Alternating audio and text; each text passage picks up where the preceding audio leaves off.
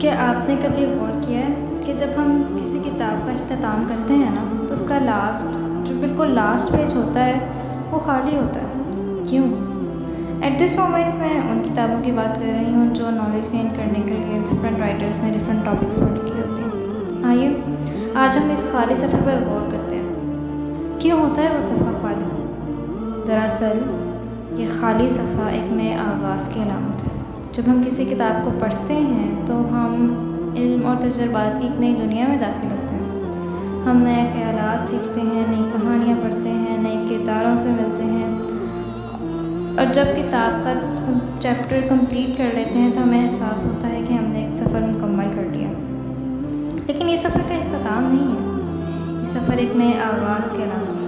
خالی صفحہ ہمیں یہ یاد دلاتا ہے کہ ہم نے جو سیکھا ہے اسے استعمال کرنے کا وقت آ گیا ہے۔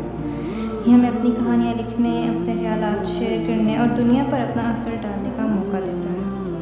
لہٰذا علم سیکھنے کا شوق پیدا کیجیے، کیونکہ خالی صفحہ ہمیں اپنی صلاحیتوں پر یقین رکھنے کی بھی ترغیب دیتا ہے۔ جب ہم اسے دیکھتے ہیں تو ہم سوچ سکتے ہیں کہ ہم کبھی بھی اسے نہیں پڑھ سکیں گے، لیکن یہ سچ نہیں ہے۔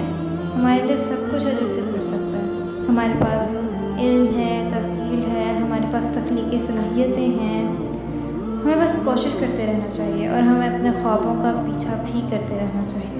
تو آئیے ہم سب مل کر وعدہ کرتے ہیں کہ ہم کبھی بھی اس خالی صفحے سے نہیں ڈریں گے۔ آئیے اسے اپنے خوابوں اور خیالات سے بھرتے ہیں۔ آئیے اسے اپنی کامیابی کی کہانیوں سے بھرتے ہیں۔ آئیے دنیا پر اپنا نشان چھوڑیں۔